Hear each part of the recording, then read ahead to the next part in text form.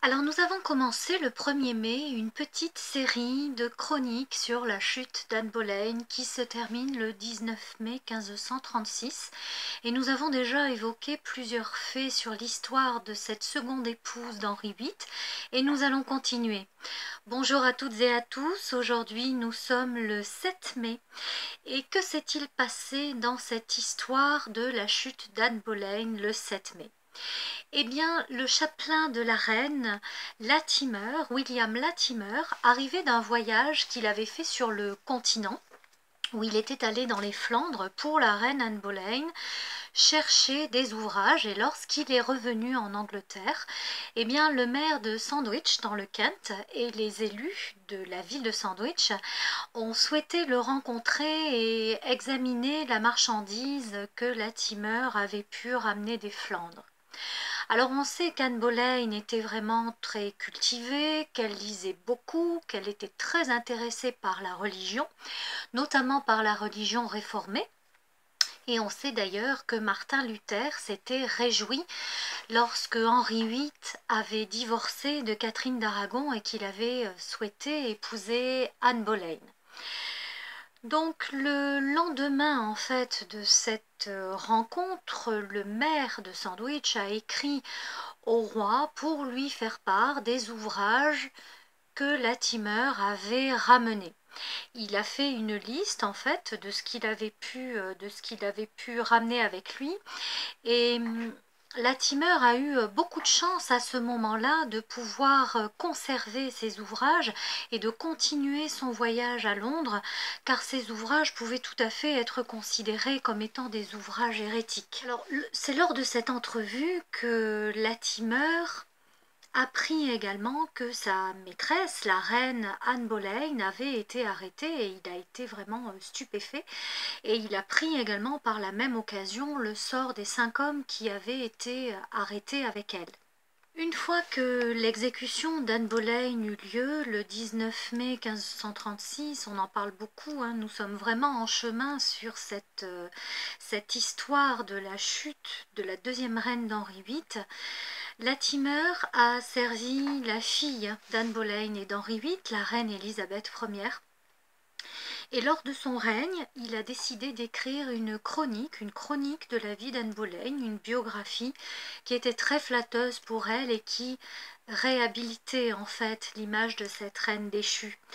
Il y a quelques jours seulement, je vous ai partagé un article que j'ai rédigé sur l'anneau des dames, sur un bijou Renaissance qui appartenait à la reine Élisabeth Ier. L'anneau des dames était un anneau précieux fait de nacre, en or également, avec des rubis, des diamants, qui représentait donc sur le dessus de la bague, sur le dessus de la lunette, un E qui représente le E d'Élisabeth et un R en émail qui représente le R de Élisabeth Regina, Élisabeth la reine.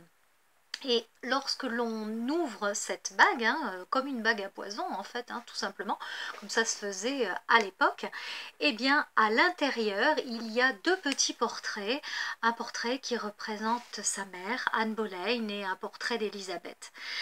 Alors, ce qui est surprenant, c'est que Élisabeth n'a jamais parlé de sa mère de son vivant.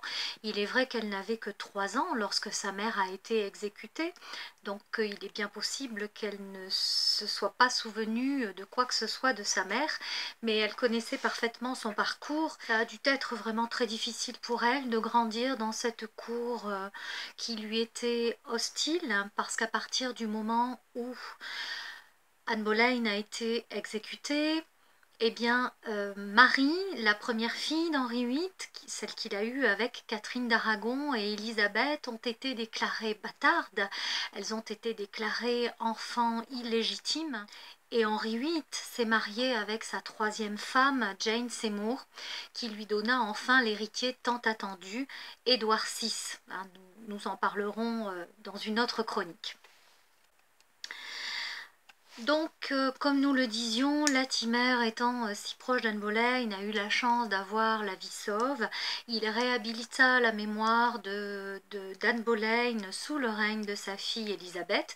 Élisabeth, d'ailleurs, elle-même a fait réaliser un très grand nombre de tableaux et de portraits sous son règne, puisqu'après l'exécution d'Anne Boleyn, eh bien, les tableaux qu'il a représentés ont été détruits ou avaient disparu.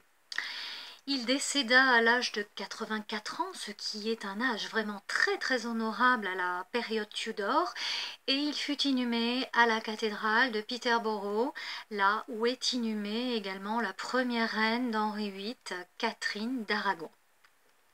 Et lorsqu'elle a été inhumée, eh bien, Catherine ne l'a pas été comme elle l'aurait dû être, c'est-à-dire en tant que reine d'Angleterre.